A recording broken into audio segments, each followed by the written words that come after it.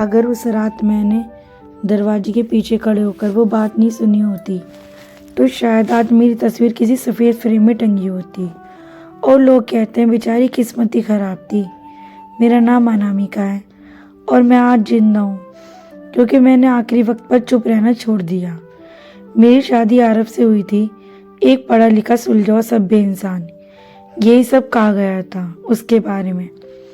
शादी के मंडप में बैठी मैं खुद को दुनिया की सबसे सुरक्षित लड़की समझ रही थी।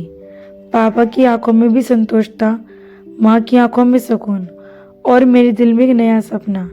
शादी के बाद जब मैं ससुराल पहुंची तो लगा जैसे फिल्मी सेट पर आ गई हूँ। बड़ा सा घर, खुशबूदार कमरे, मुस्कुराते चेहरे। सास ने आरती उतारते हुए कहा था, आज से तू मेरी बेटी है। उसी वाक्य ने मुझे पूरी तरह निश्चित कर दिया था। पहले कुछ दिनों तो रस्मों में भी थे। आरव बहुत ध्यान रखता, पानी तक खुद ला कर देता।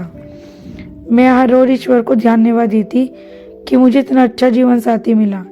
लेकिन कहते हैं ना, ज़्यादा मीठा स्वाद भी धीरे धीरे जहर बन जाता है।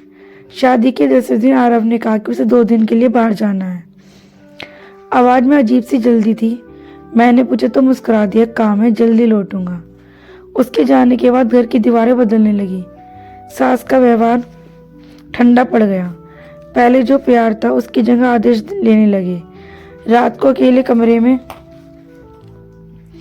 बैठकर मैं खुद को समझाती, नहीं बहू, वक्त लगेगा। लेकिन मन कहीं डरने लगा था।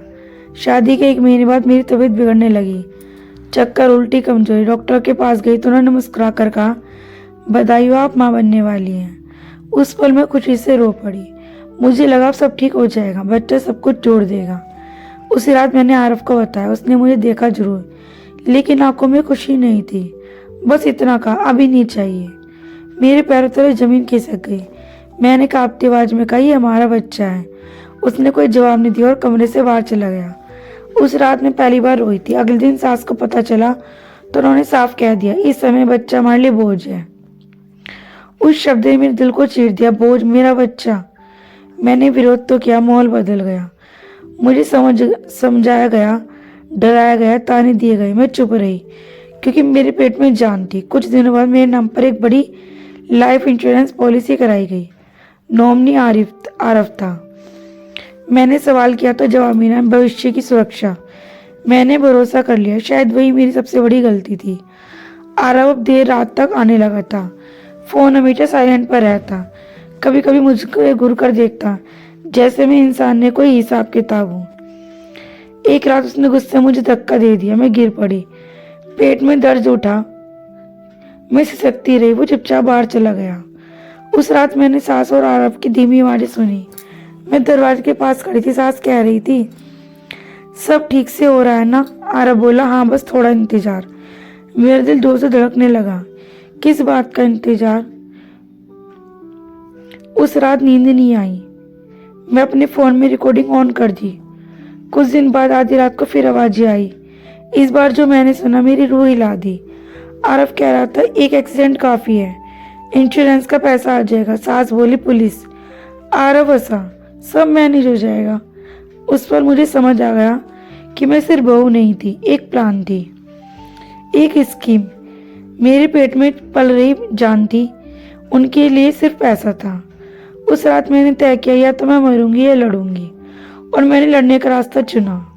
उस रात में बिल्कुल नहीं सोई। मेरी आंखें बंद होती तो मुझे अपनी लाश दिखती, सफ़ेद चादर, रोते लोग, और कोई कह रहा था बेचारी बहुत सीधी थी। लेकिन मैं अब सीधी नहीं रहना चाहती थी। सुबह होती मैंने अपने भीतर अजीब सी ताकत महसूस की। डर था, लेकिन उससे बड़ा गुस्सा। गुस्सा उन लोगों पर जिन्होंने मेरे भरोसे को मौत की साजिश बना दिया था। मैंने तय किया था कि मैं कुछ सामान्य दिखाऊंगी। मैं मुस्कुराई, चाय बनाई, जैसे कुछ हुआ ही ना हो। आरव और उसकी माँ को जरा भी शक नहीं हुआ। उन्हें लगा मैं वही डरपोक बहू हूं जो चुपचाप सब सह लेगी। लेकिन अंदर ही अंदर मैं हर पल सबूत इकट्ठा कर रही थी।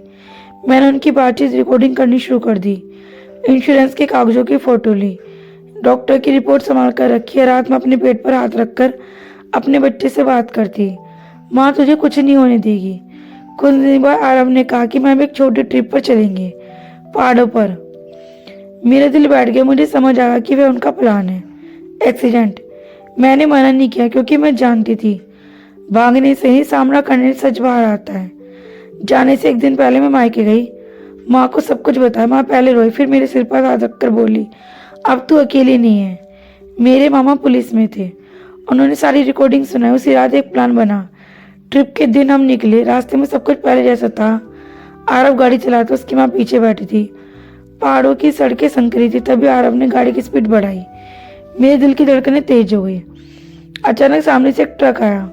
उसी पर पुलिस की जीप ने हमारी गाड़ी को चारों तरफ से घेर लिया। आरव घबरा गया, माँ चिल्लाने लगी। पुलिस ने रिकॉर्डिंग चला दी। आरव का चेहरा सफेद पड़ गया। उस पर मुझे लगा जैसे मेरी सांसें लौट आई हो। मुझे शक्ति बाहर निकाला गया। वहीं वे सड़क पर बैठकर रो पड़ी। डर, दर्द और राहत सब एक साथ थे। आरव और उसकी माँ गिरफ्तार हो गए। जांच में पता चला वे पहले ही ऐसी एक औरत के साथ ऐसा कर चुके थे, लेकिन तब सबूत नहीं मिले थे। कोर्ट में जब मैंने गवाही दी तो मेरी आवाज कांप रही थी, लेकिन शब्द मजबूत थे। जज ने कहा, यह महिला सिर्फ पीड़ित ही नहीं, एक मिसाल है। कुछ महीनों बाद मैंने एक बेटे को जन्म दिया। मैंने उसका नाम रखा सत्य, क्योंकि सच ही उसकी पहचान था। मैंने दोबारा उस घर की ओर मुड़कर नहीं देखा। मैंने अपनी नौकरी शुरू की, अपने बच्चे को सीने से लगाकर जिया।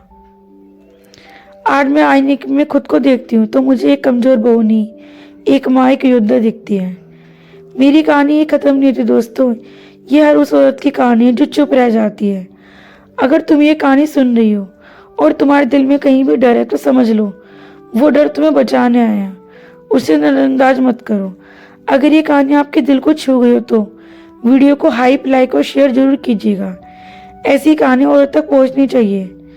चैनल को सब्सक्राइब करिए ताकि कोई और अनामिका वक्त रहते जाग जाए। कमेंट में लिखिए दोस्तों आप कहां से हमारी कहानी देख रहे हैं।